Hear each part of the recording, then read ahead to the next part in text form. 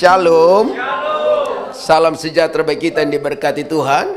Tentu rasa hormat saya untuk Pastor Kem yang menjadi operational pastor di gereja Tuhan Depat ini, gereja GBI WC, bersama dengan ibu dan seluruh tim pastoral yang ada. Tuhan memberkati. Om Ricky dan tim memang keren punya ya. Saya berharap suara saya seperti di studio, kata Pastor Kem. Haleluya. Nah habis itu kita rekaman dong. Om Ricky punya album pernah keluar, Padi Menguning ya. Nah kalau ini bukan padi menguning Om, padi dituai. Kan udah lama menguning ya kan, harus dituai, jangan lama-lama menguning. Kalau nanti dia rontok repot. Haleluya. Jadi sebelum rontok tuai dulu, amin. Haleluya. Baik, lihat Bapak Ibu aja udah senang. Haleluya. Saya tadi datang salah parkir. Jadi saya parkir di dua tempat dari sini, mirip-mirip hotel. Setelah itu saya masuk, saya tanya, ada ibadah di sini? Tidak ada. Jangan-jangan double siso pindah lagi. Benar kata lagu, kau datang dan pergi sesuka hatimu. Astaga. Kenapa kalau pindah tidak ada pemberitahuan? Suruh saya sudah capek-capek. Ternyata saya yang salah tempat. Haleluya. Baik, klik. Sudah ada tuh? Ya. Tema tahun kita 2020 di sini, Yesus Malole. Yesus Malole. Malole itu bahasa orang Rote, Pulau Paleng Selatan. Jadi kalau Bapak Ibu belum pernah ke Rote, maka minimal tahu kata Malolenya. Nanti kalau Bapak Ibu ke sana, Bapak Ibu tidak akan pernah pengen pulang. Kenapa? Indah, menawan. Ada sebuah tempat yang sedang dilirik, mirip Raja Ampat. Kalau kita belum berkesempatan ke Raja Ampat, kita ke Raja pertama aja di Rote. Karena Raja Ampat susah. Haleluya. Mahal tiketnya ya. Oke, baik. Dan itu bicara Yesus baik. Hari ini saya bicara kabar baik selalu ada. Katakan amin. Kabar baik yang selalu ada, itu semua ditentukan karena salib Tuhan. Haleluya. Baik. Nah, tentu saudara tidak perlu saya kenalkan diri lagi ya. Tapi yang indahnya, yang enaknya adalah senior pastor saudara ini. Karena di sini, gereja ini saya senior pastornya. Begini-begini senior nih. Haleluya. Beberapa mitra kita baik di sini, baik di Balikpapan. Jadi besok-besok Bapak Ibu nggak usah repot-repot kalau Indonesia ibu kota pindah. Nggak usah pusing karena mitra kita ada di Hotel 78 Hotel Batra di Balikpapan. Amin. Kalau memang tidak sampai di sana, ambil papan saja lalu dibalik dan katakan sudah sampai Balikpapan. Haleluya. Saya bersyukur karena Tuhan baik, mempercayakan hal-hal baik kepada hidup kami dalam pelayanan dan pekerjaan Tuhan yang luar biasa. Saya tidak perlu bahas foto itu karena itu saya bahas diri saya sendiri. Saya mau bahas tentang Tuhan yang besar. Katakan amin. Klik. Mari kita baca rame-rame 2 Korintus pasal 13 ayat 4. Yang sudah ketemu katakan yes. Yes bukan karena lihat di situ, tapi lihat di Alkitab kita. Tapi yang tidak bawa Alkitab, lihat saja di depan. Amin. Haleluya. Saya berharap firman Tuhan taruh di hati. Amin. Haleluya. Mari sama-sama kita baca dalam nama Tuhan Yesus Kristus. 2-3. Karena sekalipun ia telah disalibkan oleh karena kelemahan, namun ia hidup karena kuasa Allah. Memang kami adalah lemah di dalam Dia, tetapi kami akan hidup bersama-sama dengan Dia untuk kamu karena kuasa Allah. Kepada jemaat Tuhan di Korintus, Alkitab berkata apa? Karena sekalipun ia telah disalibkan oleh karena kelemahan. Adakah yang bisa menyebutkan kepada saya titik lemah daripada Yesus itu? Adakah kita pernah melihat Yesus lemah? Adakah kita pernah menemukan bahwa Yesus dia tidak berdaya? Alkitab jelas berkata kepada kita bahwa dalam kemanusiaannya dia pernah menangis, dia pernah dapat rasa lapar, dan dia pernah kemudian tiada berdaya ketika ada di kayu salib. Katakan amin.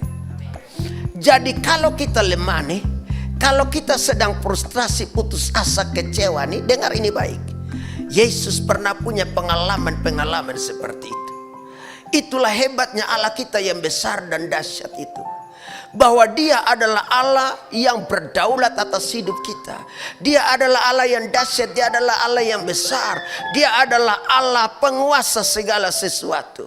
Tetapi ketika datang menyelamatkan hidup Bapak, Ibu dan saya yang berdosa nih, dia tidak pakai kemahakuasaannya. Dia bilang karena sekalipun ia telah disalibkan oleh kelemahannya.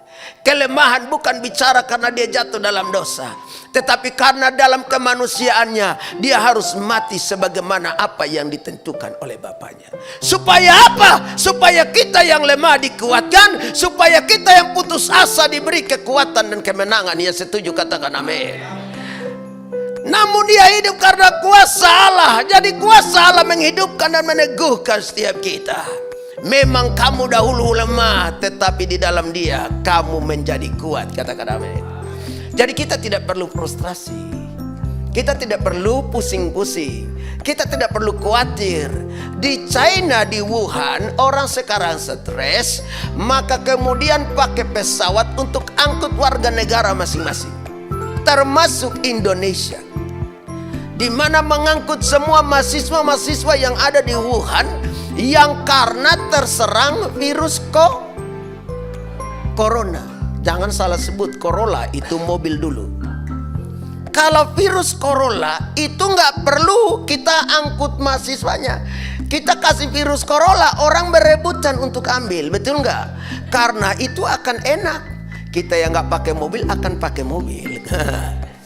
Tapi ini virus yang mematikan dan kita tidak perlu khawatir akan itu. Saya berdoa biar kiranya kita semua tenang, katakan amin. Karena di dalam Yesus mau corona ke, Corolla ke, kor-kor ke, tidak akan menimpa kita kalau tidak seizin Tuhan, katakan amin. Nah, kabar baiknya bagi kita hari ini, memang kalau ibadah di hotel ini saya suka khotbah tahu diri. Baru start aja saya sudah mikir kapan selesai. Haleluya. Kabar baik yang selalu ada bagi kita yang ditandai dengan salib Kristus. Bicara yang pertama apa? Klik. Sama-sama baca. 2, 3. Kasih setia Tuhan yang gak pernah habis-habisnya. Permisi tanya Pastor Ken, berapa tahun sudah menikah? Langsung lupa. Kira-kira berapa tahun? 18 tahun ya. Saya mau tanya, kira-kira nih masih ada kasihnya? Masih ada setianya? Saya tanya ibu dulu, baru kan? Masih ada kasihnya? Masih ada selalu? Kan baru, masih hangat. Tapi berapa banyak orang Kristen kawin cerai? Berapa banyak orang Kristen hari ini dekat dengan dia, besok gampang isa. Dengar ini baik. Karena kasihnya habis. Adakah suami yang sudah habis kasihnya dengan istrinya? Adakah istri yang sudah habis kasih dan setianya kepada suaminya? Adakah orang tua yang sudah habis kasih setianya kepada anak-anak? Kerap kali kasih setia kita habis. Laki-laki selingkuh, kenapa?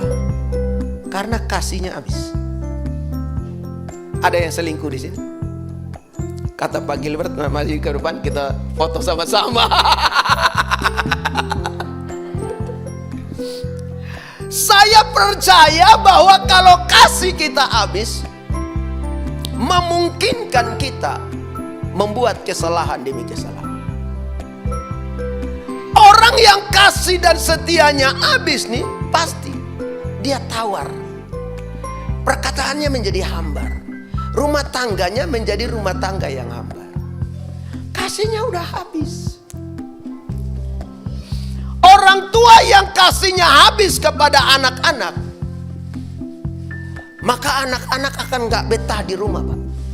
Percaya dengan saya.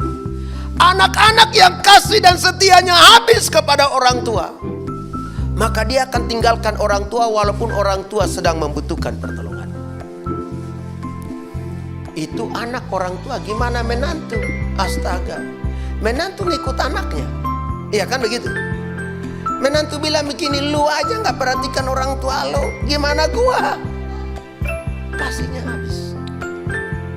Saya berdoa di gereja ini, kasihnya gak habis. Setianya dengan Tuhan gak habis. Karena Tuhan setia dan kasihnya gak pernah habis ke kita. Beribu-ribu kali kita buat kesalahan, setia dan kasih Tuhan tetap bagi kita. Kalau kita periksa ketika Yesus melayani di dalam dunia ini, hanya dalam kurun waktu 3,5 tahun, tapi dia punya pengalaman dengan murid-murid yang kasih setianya kadang habis. Apa itu? Waktu dia pilih murid ada 12 orang, betul? Siapa yang duluan kasih setianya habis dengan Tuhan? Salah satunya Yudas Iskariot. Dan gak balik-balik, Pak. Padahal Yudas menikmati kasih setia Tuhan yang gak pernah habis-habis. Siapa lagi yang kasih setianya habis dengan Tuhan selama dia ada bersama dengan mereka? Petrus. Petrus bilang begini, siapa orang itu? Saya tidak kenal. Jadi waktu datang aniaya, waktu datang persoalan nih, waktu datang tantangan nih, mulut kita gampang menghentikan kasih setia kita kepada Tuhan. Sekarang ini orang nih sama-sama nih, baru begitu Petrus, no, nei, aku nggak kenal dia. Gimana mau virus? Gimana mau pedang? Baru omongan orang. Kasih setia kita dengan Tuhan sudah habis. Waktu Yesus disalib, murid-murid hampir tidak mendekat. Hanya beberapa wanita yang tetap berpaut sama dia. Dan yang paling riskannya adalah Yesus ketika sudah bangkit dari kematian, dan murid-murid udah tahu nih sekalipun, mereka tetap meninggalkan apa yang Yesus lakukan bagi mereka. Pergi jala ikan kembali. Yesus temukan mereka ini lagi jala ikan, gak ketemu apa-apa. Dengar ini baik. Kalau kasih setiamu dengan Tuhan habis, saya percaya engkau akan habis-habisan. Bisa mengerti? Engkau akan susah payah cari, tapi engkau tidak akan temukan apa-apa.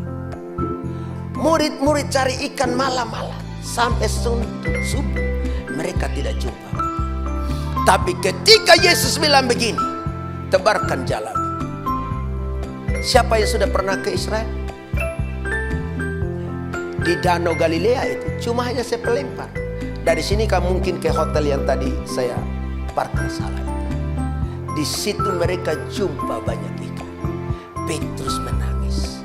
Petrus bilang begini, Guru, aku berdosa.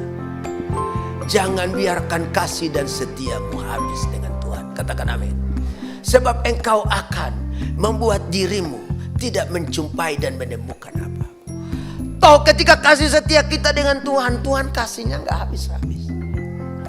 Apa bukti kasih Tuhan gak pernah habis-habisnya dengan kita? Waktu dia terangkat ke sorga, dia bilang berkat Tuhan atas murid-muridku. Waktu dia sudah di sorga, dia kirim Roh Kudus kepada kita. Katakan amin. Roh yang memberi penghiburan, roh yang memberi penolong, roh yang meneguhkan dan menguatkan kita. Kasihnya gak habis-habis. Kita boro-boro doa aja males, kasihnya habis. Baca firman aja hampir gak pernah. Kasih kita habis. Dia sudah di sorga pun kasihnya gak habis-habis. Yang suami istri bilang ke istrimu, istriku kasihku gak habis kepada engkau. Yang suami bilang kasihku gak habis kepada engkau. Katakan amin. Amin. Berapa banyak suami istri di sini? Belum habis ya Pak ya kasihnya ya. Haleluya. Kalau saya pikir kalau udah habis pasti dia cari yang lain. masih gagah ya, masih gagah.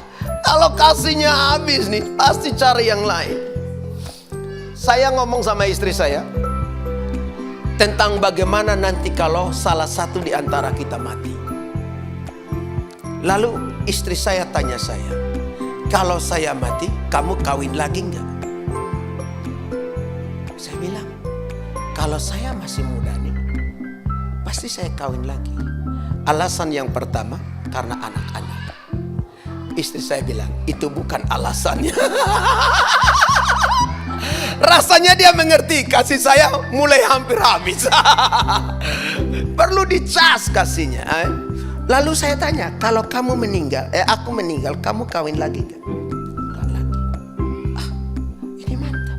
Kasihnya enggak habis. Karena kita harus begitu. Ada pendeta nih, istrinya belum meninggal nih, udah kawin lagi. Ada. Dan pindah agama. Karena hanya pengenlah kawin lagi. Ada pendeta nih, istrinya masih ada nih, karena sakit-sakitan. Udah pengen kawin lagi, udah pengen. Belum kawin tapi pengen. Kasihnya udah mulai habis. Istri baru meninggal nih, langsung kawin. Berarti saya curiga kasihnya udah habis. Setia dan kasih Tuhan gak pernah habis bagi hidup kita. Katakan amin. Harusnya kasih kita kepada Tuhan gak habis. Ibadah kita adalah kasih kita kepada Tuhan. Yang setuju katakan amin. Roma 12 ayat 1-2 bilang begini, persembahkanlah tubuhmu sebagai persembahan yang hidup, yang kudus, lagi berkenan kepada Allah. Itulah ibadahmu yang sejati. Kenapa nggak ibadah? Pak Pendeta kan tahu hujan. Ini hujan ini baking gara-gara. Siapa kasih tahu jam 8, jam 10 kita mau ibadah tapi hujan turun, ya udah. Innalillahi. Saya tadi datang ke sini juga hujan. Pergi ke mobil harus pakai payung dulu baru datang ke sini. Tapi saya tahu saya datang melayani, jadi saya harus datang. Saya sakit flu. Jadi pas tadi sarapan dengan anak saya yang perempuan, istri saya bilang begini, nanti doakan papi karena papa mau pergi pelayanan di Grogol. Papa mau pergi pelayanan? Iya. Papa kan sakit. Kan dari malam saya nggak bisa. Loh memang kenapa? Papa nggak usah pergi karena papa lagi sakit. Loh lalu papa tinggal ambil handphone saja, telepon, bilang papa sakit. Bayangkan anak kecil aja, dia mau supaya papanya jangan capek. Tapi saya hanya kasih tahu begini, kalau setia dan kasih kita kepada Tuhan gak habis. Ini bukan tentang siapa kita dengan keadaan seperti apapun. Kita tetap setia sama Tuhan. Kasih kita gak boleh habis. Dengan cara apa kita beribadah? Katakan amin. Beri yang terbaik bagi Tuhan. Katakan amin. Kita harus beri yang terbaik bagi Tuhan. Berkorban. Ada kolekte kan? Di atasnya ada perpuluhan. Kita harus bayar perpuluhan kepada Tuhan. Ya setuju katakan amin. Lalu ditanya kenapa nggak bayar perpuluhan dan nggak kolekte Pak? So habis. Duitnya habis maksudnya. Kenapa perpuluhannya nggak dikasih? Udah dipakai Pak. Lalu udah habis. Loh, saya hanya mau bilang begini. Kalau kita punya setia dan kasih kepada Tuhan gak pernah habis, maka kita akan lakukan apa yang terbaik yang firman Allah katakan. Ya setuju katakan amin.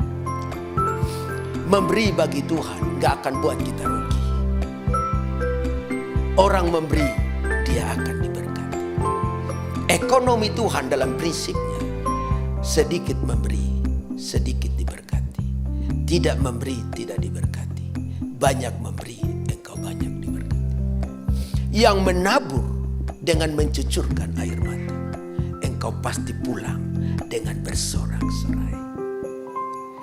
Saya memulai pelayanan dengan 3 orang. Dengar ini baik. Om Riki waktu itu masih di Gregoreo Suter. Cukup mengerti walaupun tidak pernah ke tempat saya. Kalau mau milih yang sejahtera, saya ini kan seorang pembicara. Kalau saudara tahu pembicara model kayak saya begini, kalau sudah dipanggil, lalu kemudian diminta sama gereja besar, pasti fasilitas besar. Tapi saya memutuskan untuk jadi seorang gembala. Yang sebelumnya saya ketua departemen PI di sebuah ministry yang namanya IC. Fasilitas oke punya. Di tahun 2003 itu saya tidak kekurangan di Jakarta. Sebelum saya ke Gregorio. Tetapi karena saya pengen jadi gembala nih. Ini saya sedikit buka rahasia. Ketika kasih dan setia kita kepada Tuhan, pengorbanan, pemberian kita kepada Tuhan gak pernah selesai dan habis. Maka kemudian saya hentikan itu, mundur 2 tahun kemudian, dan fasilitas ditarik semua. Saya harus kontrak tempat ibadah, dan saya harus kontrak tempat tinggal tanpa kendaraan, karena kendaraan semua sudah ditarik. Hanya dengan 3 orang. Bapak Ibu banyak nih, Pastor Kem bersyukur. Udah banyak. Yang khotbah pertama gereja kami dibuka adalah Pastor Kem. 40 orang, hampir 50 orang hadir. Karena undangan semua. Di minggu kedua tinggal 5 orang, saya dan Maitua istri saya, dan 3 orang jemaat duduk di situ. Itu berjalan beberapa tahun lamanya. Tapi saya tidak pernah tinggalkan Tuhan. Mungkin Bapak Ibu pernah dengar saya cerita ini. Saya frustrasi, saya capek, dan saya bilang begini, kalau begini bentuknya melayani Tuhan, saya berhenti melayani Tuhan. Kan udah capek. Tapi Tuhan tegaskan, tetapkan 2 prinsip. 2 hal penting bagi saya. Yang pertama, kucing bawa ikan ke rumah. Dan itu ikan mas. Saya kan baru bicara ini di sini. 3 ekor besar-besar. Yang kedua lagi, ikan lagi. Dibawa kucing dulu. Ikan patin yang sudah dipotong-potong. Dan itu menegaskan kepada saya, setia dan kasih Tuhan gak habis. Gak pernah habis. Kenapa setia dan kasihku gampang habis? Dengan memperkatakan hal-hal yang tidak layaknya Tuhan dengar. Dan sampai hari ini saya bilang, mati pun saya tidak berhenti melayani Tuhan dan pekerjaan. Apalagi? Jadi kita tidak akan pernah kekurangan dari kita memberi bagi Tuhan. Semua yang Tuhan percayakan kepadaku, ku kembalikan bagi pekerjaan Tuhan. Saudara, gak mudah melayani Tuhan. Gak mudah. Karena kita dituntut banyak. Amin. Kita dituntut. Tapi kalau kita setia dan gak habis setia kita, Tuhan pun gak akan pernah habis setianya. Alkitab bilang begini kepada kita. Bawalah segala persembahan persepuluhanmu. Saya bicara ini bukan karena supaya saudara merasa bahwa saudara kasih perpuluhan saya hidup. Tidak. Saudara kasih perpuluhan juga bukan untuk hidupi saya kan? Enggak kan? Enggak. Tapi untuk hidupi gereja ini. Saya ngomong belak-belakan lah. Gembala itu harus bicara ini. Amin. Mumpung sesekali saya datang ke sini. Tidak setiap kali saya datang ke sini ya. Ya Pastor Kem ya. Iya. Karena kan mitra kita kan ada beberapa, jadi saya harus mengunjungi mereka satu-satu kan. Ya, untuk apa jadi gembala pembina kalau yang dibina dibinasakan, ya kan? Ya, yang dibina dibinasakan. Tapi saya bicara real bagi kita nih. Alkitab bilang bahwa segala persembahan perpuluhanmu kepada Tuhan. Dan lihat ini, aku akan membuka tingkap-tingkap langit dan mencurahkan berkat kepadamu. Ya setuju, katakan amin. Saya periksa Alkitab dari Kejadian sampai Wahyu. Dan cuma kalimat inilah yang saya temukan. Allah bilang, ujilah aku. Dalam kita setia kepada Tuhan dalam memberi persembahan dan perpuluhan, engkau tidak usah berpikir untuk memperkaya siapa di gereja. Engkau tidak usah berpikir bahwa engkau akan kehabisan. Tapi engkau sedang dengan Tuhan berurusan. Dan Tuhan bilang begini, anak-anakku, uji aku. Jangan pernah uji Tuhan sebelum engkau lakukan firman ini. Katakan amin. Ada terlalu banyak orang Kristen komplain, ada terlalu banyak orang Kristen begitu sungut-sungut. Ada begitu banyak orang Kristen kemudian marah-marah dengan Tuhan. Kenapa bisnis saya berantakan? Kenapa pekerjaan saya model kayak begini? Kenapa keuangan saya berantakan? Lalu dia mulai komplain dan dia mulai uji Tuhan. Jangan uji Tuhan kalau engkau belum lakukan apa yang menjadi bagianmu. Katakan amin. Ya setuju, katakan amin. Saya bicara ini supaya kita paham betul. Gereja ini bergerak karena dukungan Bapak Ibu semua. Amin. Saya berharap nih. Jangan nanti kemudian pas saya datang sudah nggak ada ibadah. Saya nggak tahu bayar ini gereja, ini tempat berapa duit nih. Kalau saudara biarkan Pastor Kem yang mikir ini semua nih, saya yakin 2 bulan kemudian bukan cuma putih rambutnya, tapi botak rambutnya. Botak kepalanya. Kalau masih putih anugerah Tuhan. Karena saat putih rambut itulah Tuhan gendong. Kalau model kayak gitu nih, pengen saya cat rambut nih.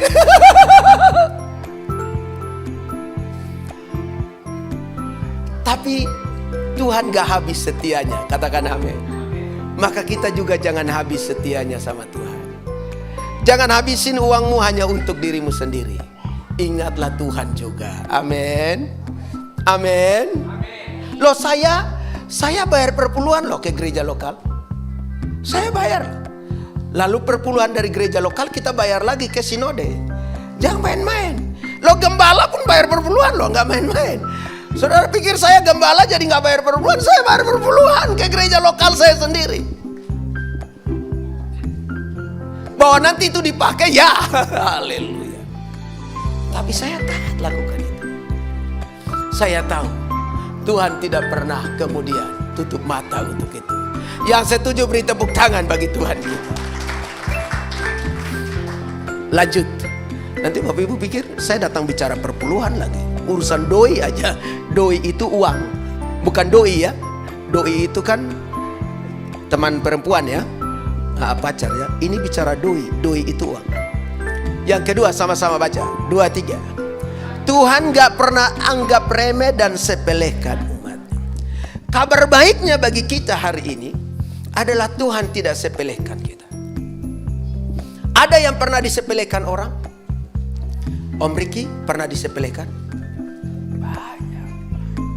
Saudara jangan pikir saya klien begini jadi tidak pernah disepelekan. Sering disepelekan. Dianggap remeh ya. Adakah suami pernah sepelekan istrinya? Kau bodoh minta ampun. Ada kan? Ya kan? Ketika istri bikin kesalahan, bukan cuma matamu taruh di mana, makanya pakai otak dong, otak. Kita sedang sepelekan dia, suruh dia pakai otak. Padahal dia sudah pikir pakai otak. Kita anggap dia nggak pakai otak. Jadi ketika kita bicara kepada istri kita, suami kita pakai otak dong.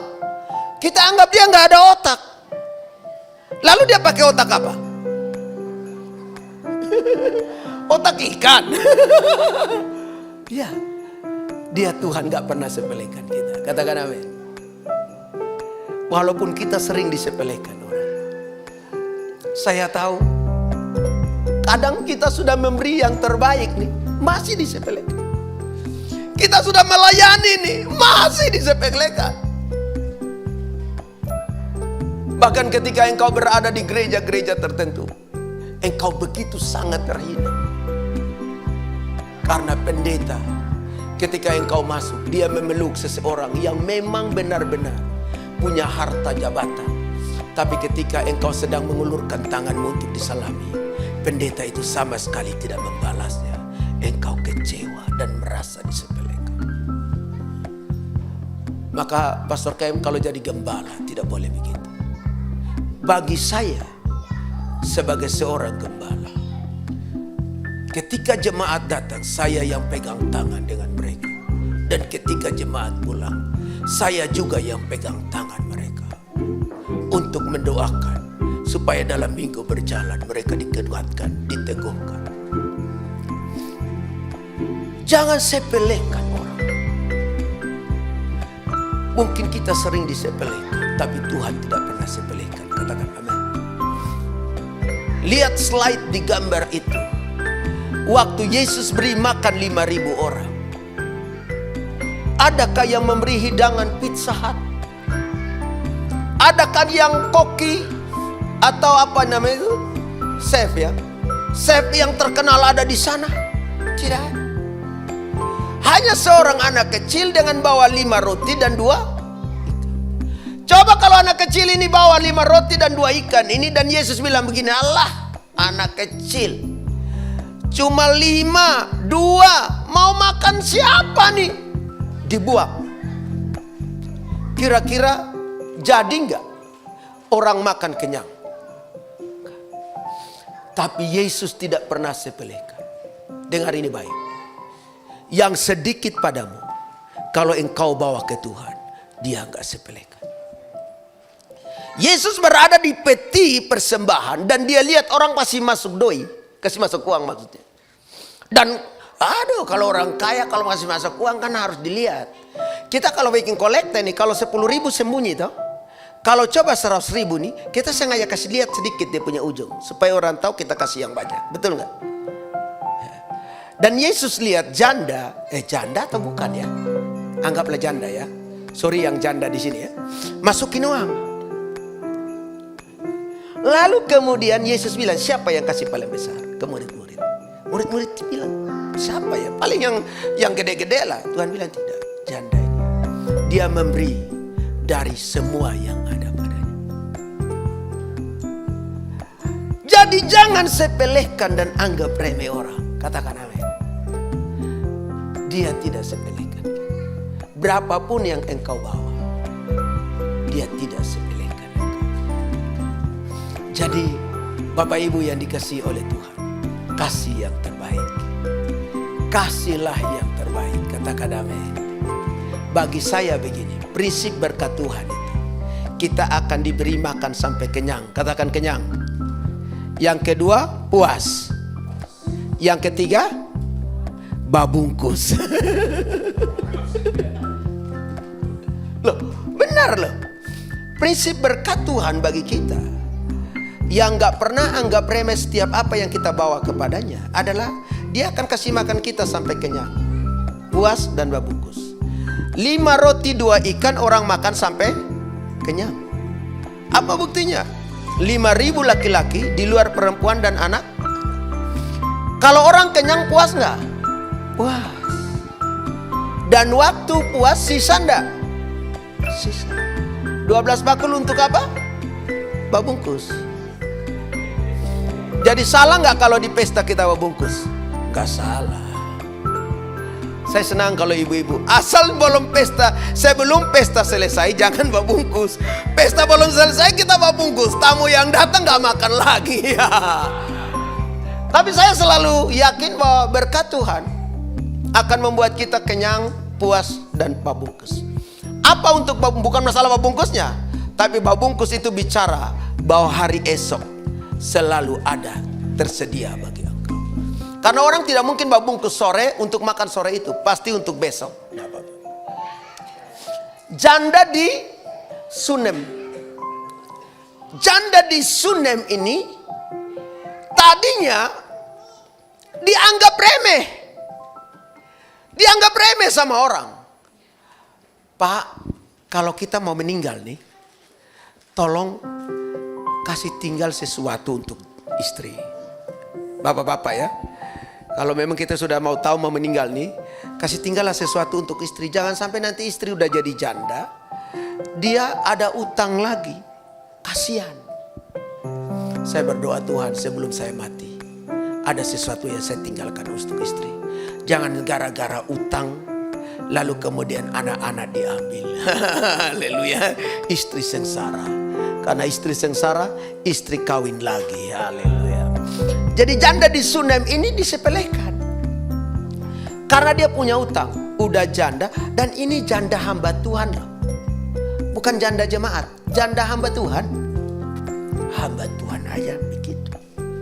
Jadi dia disepelekan. Maka dia datang ke Nabi Elisa. Lalu Nabi Elisa bilang begini, apa yang ada padamu? Cuma minyak sedikit dibuli-buli. Oke, suruh anak-anakmu minta apa namanya itu? Kendi atau semacam buli-buli di tetangga-tetangga. Dan semua buli-buli yang diminta, waktu diisi minyak, minyak gak pernah habis. Sampai kemudian buli-buli habis, baru minyak stop. Boleh beri tepuk tangan dulu bagi Tuhan kita. Tuhan gak pernah sepelekan kita.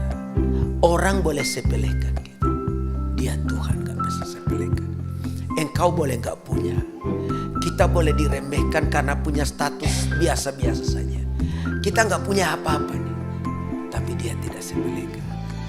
Klik yang terakhir, katakan yang terakhir. Haleluya. Yang terakhir begini semua melek. Oh berarti semua pulang. Saya kalau khotbah karena ini agak ini ya, jadi kita santai-santai aja begini. Bisa tangkap tadi yang saya sampaikan? Bisa mengerti? Ya kan? Bisa mengerti ya? Daripada saya teriak-teriak ya? Ya, lain lagi. Sama-sama baca yang ketiga. Pengorbanan Tuhan selalu sampai tuntas. Semua yang dilakukan Yesus itu selalu tuntas dan beres.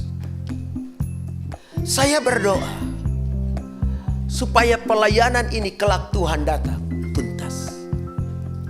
Saya berdoa supaya setiap pelayanan yang dipercayakan kepada Bapak Ibu lakukan dengan tuntas. Katakan amin. Saya berdoa setiap kepercayaan dan tanggung jawab yang Tuhan berikan bagi kita di gereja ini, kita selesaikan sampai tuntas. Katakan amin. Walaupun di dalamnya ada pengorbanan yang harus kita lakukan. Melayani Tuhan gak mudah. Korban perasaan, korban omongan, korban energi, korban waktu, korban duit lagi. Iya kan? Ya, korban duit kadang. Tapi saya percaya kita selesaikan sampai tuntas. Katakan amin. Pengorbanan Yesus tuntas. Sudah selesai. Saya berdoa supaya setiap jemaat Tuhan yang ada di Gereja Bethel Indonesia, Double C Latu Menten ini, selesaikan segala apa yang Tuhan percayakan sampai tuntas. Yesus bilang sudah selesai. Kalau kita main tanggung, enak gak? Gak enak. Setengah-setengah, bagus gak? Enggak. Main harus tuntas. Pemain sepak bola, dia akan bangga kalau dia main 40 menit kali 2 putaran. Tuntas. Jadi kalau pegang piala dan menang, memang mantap punya. Tuntas. Para pembalap nih, kalau mereka selesaikan semua etape dengan baik dan menang tuntas, mantap punya. Jadi dimanapun kita ada, kita dipercayakan apapun, harus selesaikan dengan tuntas. Walaupun harus ada derayan air mata. Sudah ada yang menangis melayani di sini? Sudah ada yang jenuh? Sudah ada yang stres? Ikut Pastor Kem susah. Jemaat gak banyak, cuma hanya hitung dengan jari. Allah, apa-apaan deh.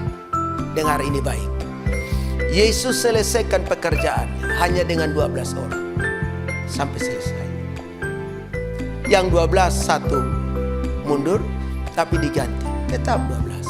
Dari 12 lahir banyak-banyak. Katakan amin. Jadi tidak perlu banyak-banyak. Sedikit dulu ini.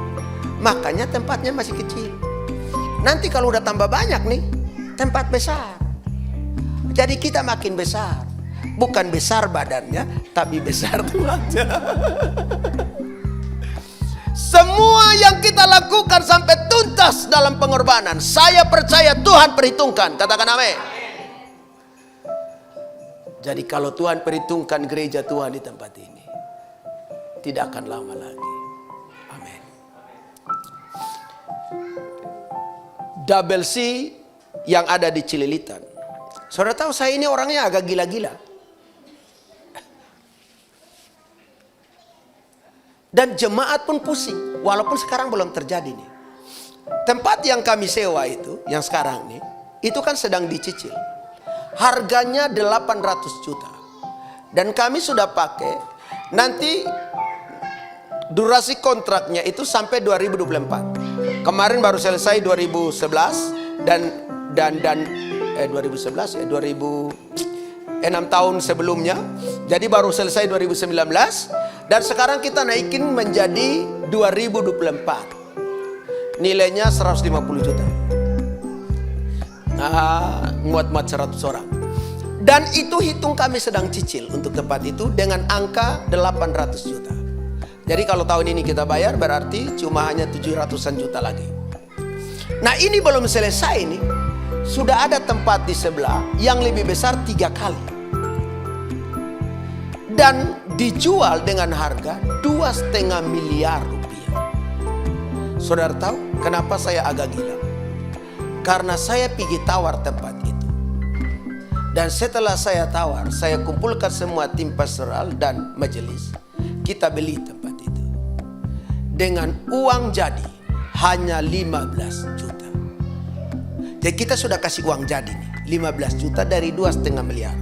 Tahun ini harus kelar 2 tempat ini. Berapa duit tuh? Pusing tuh.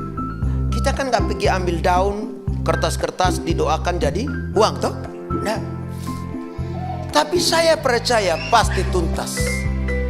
Karena Yesus lakukan itu. Jadi saya bilang ke jemaat, kita udah take off. Kami take off dengan aksi 1000. Boleh juga tuh di sini ditaruh tuh Pastor Ken. Aksi 1000 tiap hari. Ini saya kasih tahu ya. Jadi setiap hari, saya tanya, kelas berapa nak? Uang jajanmu berapa satu hari? 20. Sudah ibu ya. Yang masih anak-anak siapa? Oh masih anak-anak juga. Darah Yesus datang. Saya takut salah deh. Ya memang kan anak-anak sekarang kan badannya agak ini ya. Oke. Umur berapa saya? Kelas? Uang jajannya berapa? 20 juga. Ini satu hari cuma 1.000.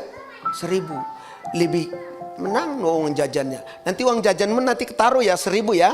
Dari yang 20 ya. 20 berarti 2.000 ya sayang ya. Ya. Nanti potonglah jadi tinggal 18.000. Saya jawabnya. Kami take off dengan 1.000 setiap hari. Dan saudara tahu saya tidak pergi buka tangan dan minta-minta orang. Sampai hari ini kami renovasi ratusan juta tuh. Bisa. Sampai hari ini. Ini udah jam berapa ini? Anak-anak udah kelar ini. Sebentar, 2 menit lagi, 2 menit lagi selesai. Dan tinggal landing. Saya kok nggak yakin kemudian sebelum landing Tuhan kasih habis aftur di atas. Lalu kami katakanlah jatuh tanpa arah dan tujuan. Gak yakin saya. Saya yakin Tuhan pasti bela. Kalau toh kami masih sudah kehabisan aftur di atas, Tuhan pasti akan ngisi aftur. Maksudnya Tuhan beri pertolongan. Landing baik. Karena semua proyek ilahi selalu tuntas. Saya bilang bagian saya dan jemaat Tuhan dari aksi 1.000 itu. Dan sisanya bagian Tuhan. Tangan Tuhan lah yang tolong. Bicara mujizat, saya punya pengalaman mujizat banyak dengan Tuhan. Saya sudah keliling Indonesia. Pelosok-pelosok pula di negeri ini, sampai orang telanjang di negeri ini saya sudah datang. Dan saya lihat banyak mujizat dalam hidup saya. Saya percaya gereja ini akan melihat mujizat itu. Katakan amin. Kalau kita berkorban sampai tuntas. Kalau kita berkorban sampai tuntas. Katakan amin. Klik ayat terakhir. Baca rame-rame 2-3. Sebab yang bodoh dari Allah lebih besar hikmatnya daripada manusia. Dan yang lemah dari Allah lebih kuat daripada manusia. Yang lemah dari Allah saja lebih kuat dari manusia. Artinya Allah belum pakai kekuatan, apalagi dia pakai kekuatan. Itu sebabnya Bapak Ibu yang dikasihi Tuhan, mari jangan habis setia dengan Tuhan. Katakan amin. Sebab dia tidak pernah sepelekan kita. Selesaikan semua sampai tuntas, maka engkau akan lihat mujizat, kemenangan dan pertolongannya bagi kita. Beri tepuk tangan bagi Tuhan kita. Tuhan Yesus memberkati. Sama-sama kita bangkit berdiri. Saya berharap saudara mau beri yang terbaik bagi Tuhan. Amin.